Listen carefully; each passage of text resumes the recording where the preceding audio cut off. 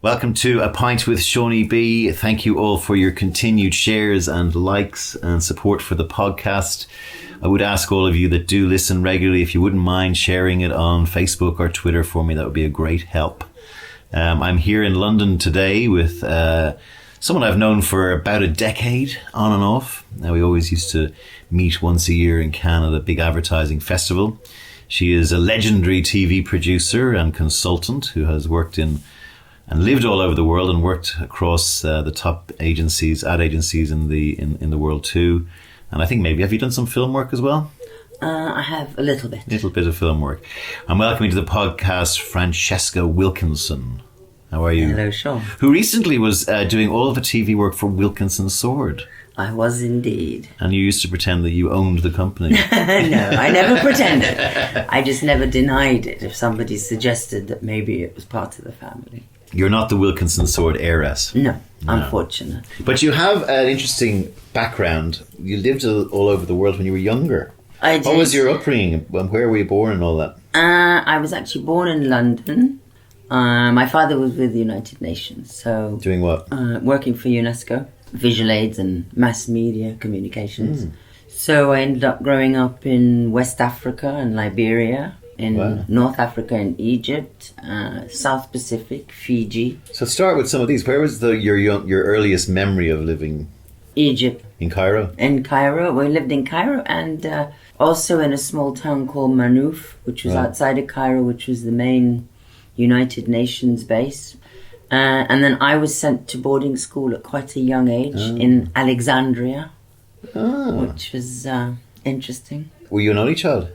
I was indeed, yes. So one of the things I keep saying is the amount of people, and it's by chance that I talk to on this show who are only children, or people who feel like they were only children. It's amazing. Because I think a lot of people who are only children, because they grew up around adults, they're listening to adult conversations and adult themes, and their brain, instead of like I'm playing with my Tonka truck and with my brother or sister over there, you're sort of sitting around playing on your own, but you're taking in a lot. Yeah, you're absorbing the adults. I suppose it does tend to make you more grown up more quickly. Yeah, and independent. Yes, and I think also if you travel a lot, some people say, children travelling is not a good idea, but it is, and you learn different cultures and languages and all the rest of it. My mother was Swiss, so sort of partly Italian, partly German, but grew up in the French part. So my mother and I spoke French, and my father and I spoke in English. So it was interesting. And what was it like then in boarding school in Alexandria? Was it a religious school or? No. Was it Egyptian? I was very, very young. It was only because to live out in the village in Manouf, there was a lot of problems for kids with diseases and what have you. So it was easier for me to be in a boarding school in Alexandria. No, the school I went to was actually sort of for all the princes and everything else. Someday your prince will come. Well, exactly. No, I remember my father actually saying to me one day that he'd got a phone call from the headmistress because I had been having a conversation with some of the kids and they were saying they were princes. And I said, well, I'm a princess, Yeah. And they said, no, you're not. I'm Daddy's princess. Well, exactly. That was exactly it. Yeah. My father always called me princess. And apparently I hit this little boy on his nose to prove the point I was a princess. And you were in that school for how long? Till what age? Sort of on and off, I suppose, till I was about 6. Okay, and then? Very young. Then we were evacuated from Egypt because of the Suez crisis. Yeah. Okay. So, in fact, the United Nations were the last people to be evacuated. Right. So I do remember that as a child. Was that an urgent flight or? Yeah. I was apparently playing with the chief of police's daughter at the time of the issues, and my father had to come and collect me. And then we were the last out. I remember being in a big bus with my mother and all the other children and parents and families, apart from my father, who was in a car following the bus, which then broke down, and all sorts of issues happened. Where were you fleeing to? We were going down to Alexandria to be evacuated on a big American warship. Which we were. We were going to Lebanon, to Beirut, and halfway across from the American warship, we had to transfer ships mid-ocean onto a Lebanese ship. And I can tell you that was horrendous. To this day, I have a fear of any walking on little bridges with ropes and what have you. And what happened after that then? Did you leave Egypt for good then, or? Yes, we stayed in Beirut for a while. Then I think we were in Paris because the UNESCO headquarters are in Paris, and then we'd come back to London. So were you constantly changing schools and having to make new friends? Yeah. And how did you find that? You just get used to it. Yeah, I mean, I think in the end I've been to about 17 different schools, and that's not counting universities and stuff. And were you good at school? Were you smart? Yes, Average? I mean, I didn't have any issues. I mean, at the end, I suppose the hardest time would have been in Fiji because I went there when I was about 13, 14, and at that time Fiji followed the New Zealand curriculum. They were teaching us things like Maori history. Well, I'd never even heard of a Maori. Good to know, though. Let alone... Yeah, exactly. So... Did you like Fiji? I did. People are lovely, aren't they? Yeah, no, Fiji is fabulous. No, I loved it. I was there for a couple of years. But of course, from a schooling point of view, it's the first time I was going from like a very tiny private boarding school to this grammar school. So that was terrifying. Yeah. Boys and girls, just thousands of people. So it really was scary. And my education suffered massively. Were you quite independent even at that age? You had to make your own sort of way in the world a little bit because you were always... Well, my parents were divorced, and so they when you were young when they divorced? Yeah, about 11. Okay. Yeah. But so coming back from Fiji, I then had to learn, basically catch up about 4 years of UK education in like 2. So. And you still feel your home is always London, yeah? Yeah, for me, I love London. And what did you do then? Did you go to college here? No. Well, I did. I went to... I'd studied drama and loved acting and wanted to go to drama school, which is what I did. So I was one of the youngest people to get into drama school. I think I was just 17. I went to Bel Airs in Guildford. Was the dream to be a famous actress? Yeah, I'd always loved drama. And I'd studied it all my life. I just wanted to be an actress, yeah.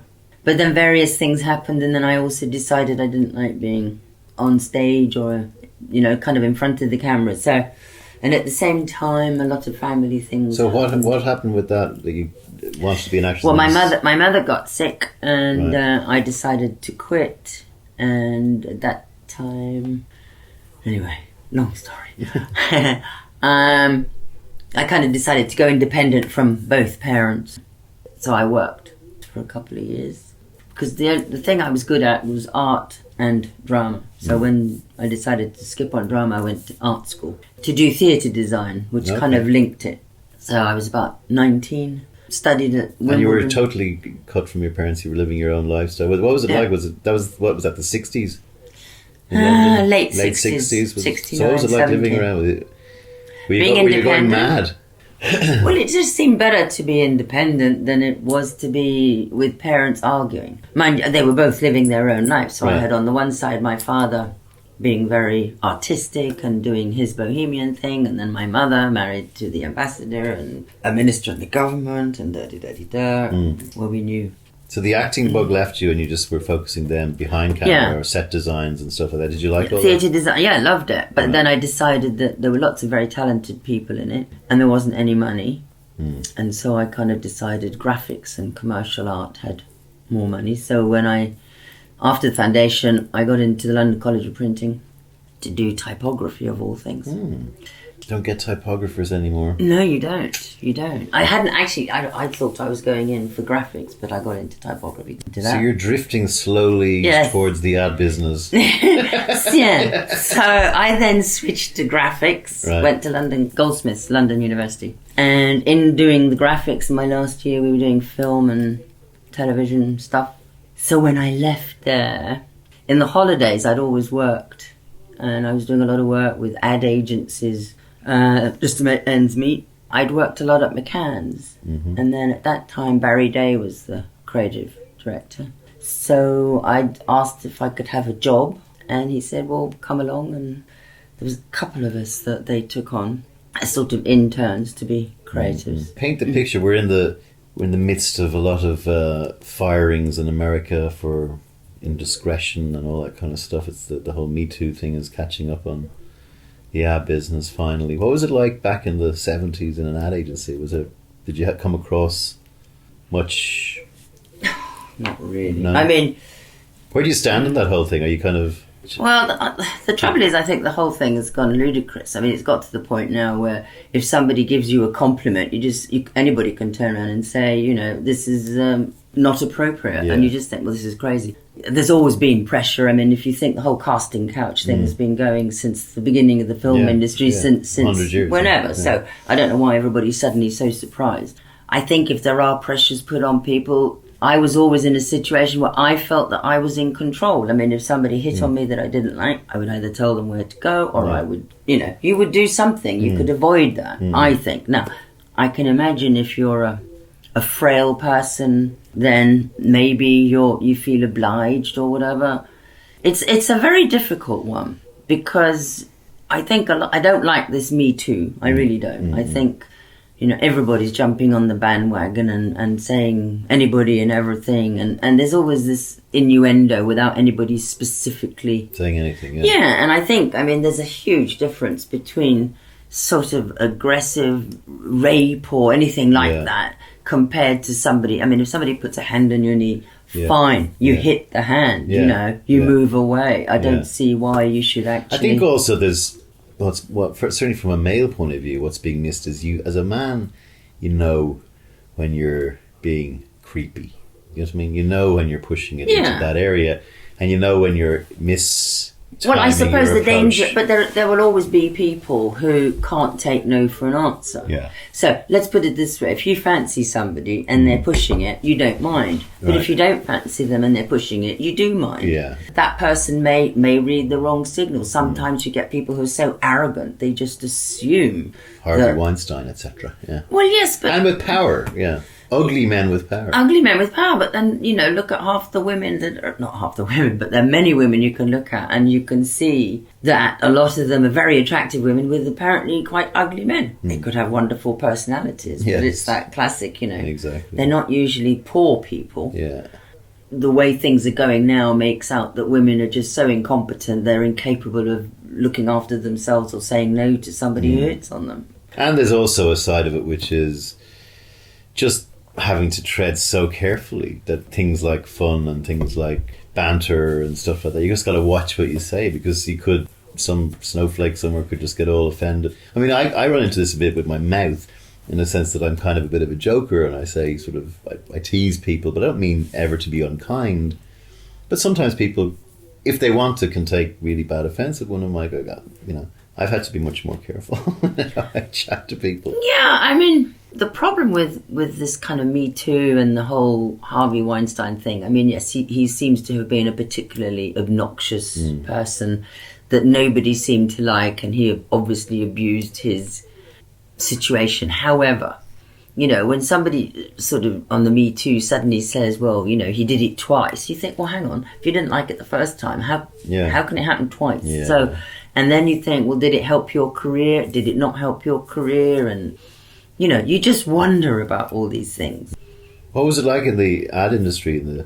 Well, fun enough, there was a lot going on in the ad industry. I mean, I wasn't part of the whole 60s bit. I was a bit sort of backwards in that, because of the Italian upbringing is completely different to the kind of upbringing you would have if you were in London in the 60s. So, I mean, I was always in Italy, and then coming and being independent, I was 18 and, 17, 18. And then by the time I'd got to art school, everything was more the sort of not exactly hippie, but it was, everybody could do whatever they wanted all the time. So there wasn't this thing, or I don't know, everything was much more open. You could go out with who you like, when you like, how you like. You know, people smoked dope, people did a lot of drugs, but not to the sense that it was, or maybe I was protected from it, I don't know, but it wasn't sort of that people, there weren't orgies and that whole drug thing. It was just different. Do you look back on that time as a happy time of your life? It certainly wasn't unhappy. Yeah. It was an interesting time. So when you got into the ad business, did you know this is what I'm going to do now? You enjoyed it? Well, it was interesting because, as I said, once I got this opportunity at McCann's, having talked with Andy Rourke, and I'd said I really enjoyed film, and he said, well, you're far better off switching to a production company and working in film rather than staying in an ad agency. And I thought he was right. And then I talked to a few people. I'd wanted to direct. I'd always wanted to direct. And I talked to a few people and they said, never will we have any women directors, and et cetera, et cetera. Oh, it really was very male. So, like, not a chance of directing. So how did you take that? Did you go, you sound like the sort of woman to go, I'll show you. And go, well, yes, but you got to get the job. And in those days, you had to become part of a union, the ACTT, and you couldn't get a job without the card, and you couldn't get the card without the job. Yeah. So you were a bit stymied. So I left McCann's. From McCann's, I ended up working with Viz News and Reuters. And because I was the only woman there, I was made fashion editor. Wow. Which was quite fun. And also on the news side, I had to read all the papers every day and then syndicate stories or find stories that we could do a 15-minute segment for Viz News that would go to Reuters. So I did that for a while. That's journalism. I did. I got an NUJ card. I should have kept it. Then after that, I was asked to illustrate a book on how television works, which I did. And that was for the BBC. And then eventually I was talking to various headhunters. They sort of said to me, well, have you ever thought about working in an advertising agency as a producer or in production? You said, well, they told me that wasn't going to work. Well, exactly. And I said, well, I don't know. And so they put me up for a job where I went in as a production assistant in the TV department. Very male. But after that, I got headhunted to go to Lansdowne, which was part of JWT. They just separated. So I worked with a fabulous creative guy, Tony Abraham. I went in as their producer and head of TV of one. But it was good. And it kind of went on from there. Basically, just for people who don't know what the TV production side is, you're basically in charge of, once an ad has been approved, a commercial script has been approved, it then becomes your responsibility to get it made, right? Yeah. Get quotes from directors, you work out how much the whole budget's going to be, where you're going to shoot it, you go on recce's to work out how to film it if it's an ad stuff.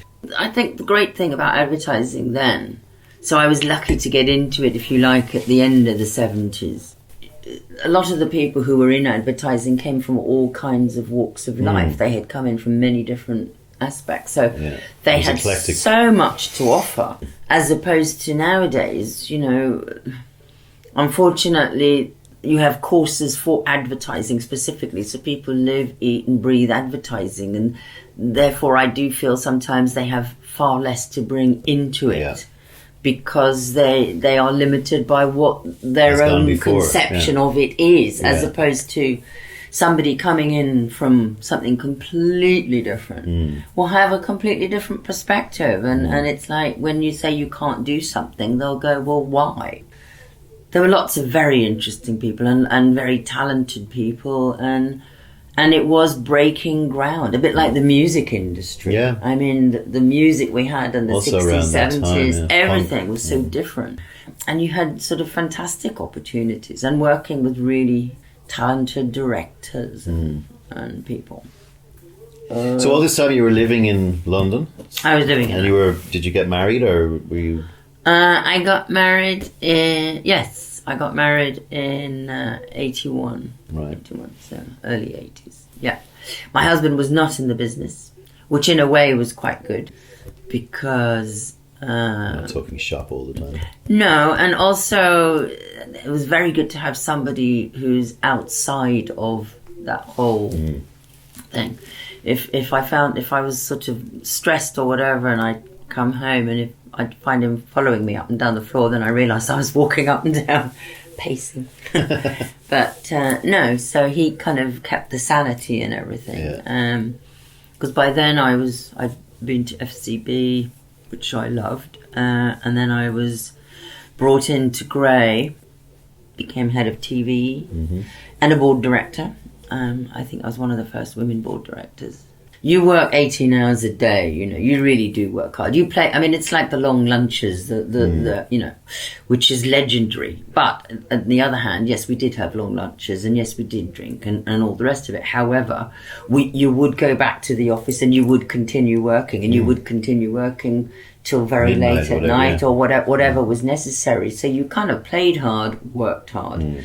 In terms of how the industry has changed now, what I notice is a lot of the fun element has gone out, which people might think of as irresponsible, but on the other hand, you know, we did work hard, we did good creative work.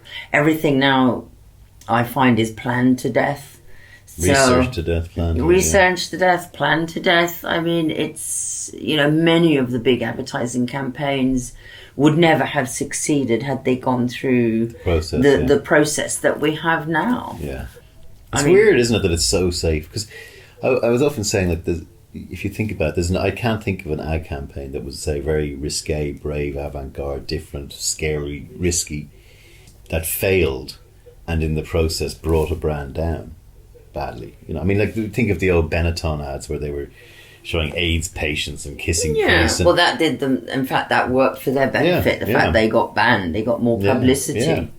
I mean, and yet everyone's so, you know, overanalyzing every shot. Well, this is the problem now. If you've got everybody working in it and they all live, eat and breathe advertising, or they live, eat and breathe media, or they live, eat and breathe, they limit what they have to offer simply because that's all they can see. Mm-hmm. And so the same applies to the creatives, because unless the creatives are allowed to be creative, they can't. And equally, I think now the colleges, they have colleges for creative directors, they have colleges for this, colleges for that. Again, they're not made really. They're born. The great ones. Yes, but so all you're doing is creating clones who want to be in a particular industry. Yeah. And I think that would apply probably to anything. I mean, to a chef, to whatever. If you're taught that's all you can do, you're not taught to think for yourself or be creative or accidents. You know, that's the beauty of creativity, is often it's an accident. It's knowing when something is an accident and knowing that, my God, that works. You know, when you're filming, these things happen. Something goes wrong and you think, wow.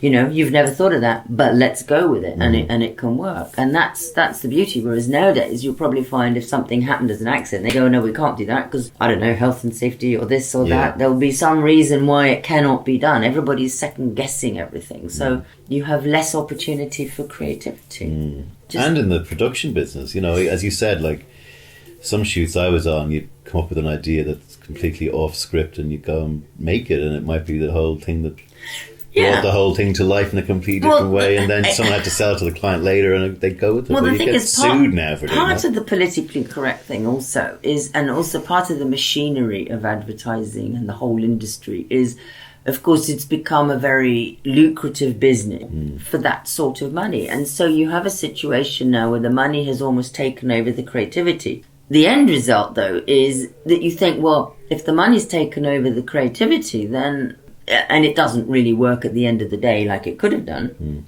then did you not waste your money in the first place?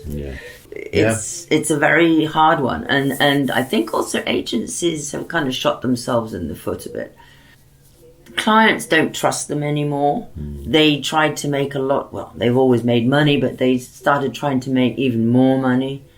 And there was a history of, you know, maybe not, of course, in any of the jobs you worked on, but there was a history of backhanders and stuff going on, and kickbacks from production companies to get jobs. I mean, that was certainly in Ireland when I was very noticeable, and it happened in New York, I think, a few years ago. No. I think that did happen a lot in the UK, from what I gather. I mean, to be honest, I never had that situation. I mean, I was lucky I never had that situation. But I know that it did happen because I've heard that from other people. Not so much backhanders from, I think, production companies to agencies, but probably things like, you know, lots of lunches or lots of taking out or entertaining or whatever. But you got to remember also at that time, a lot of the entertaining was business, meaning a lot of work was done during those times. So it's a thin line between... It was much better fun. It was much more having fun. A meeting in a nice restaurant with wine for 4 hours than sitting in a boardroom. This is true, but you know, if at the end of the day you didn't come up with the goods, you were still fired. Then you know you had to pay. So even though You say it was more fun, yes, but if you still had to come up with the goods, and if you didn't, for a while. The technology then starts coming into play where it starts eating your lunch a bit as well, right, in the production company side of things, because suddenly technology is so cheap, people can get hold of stuff, people can make things cheaper, not always as good.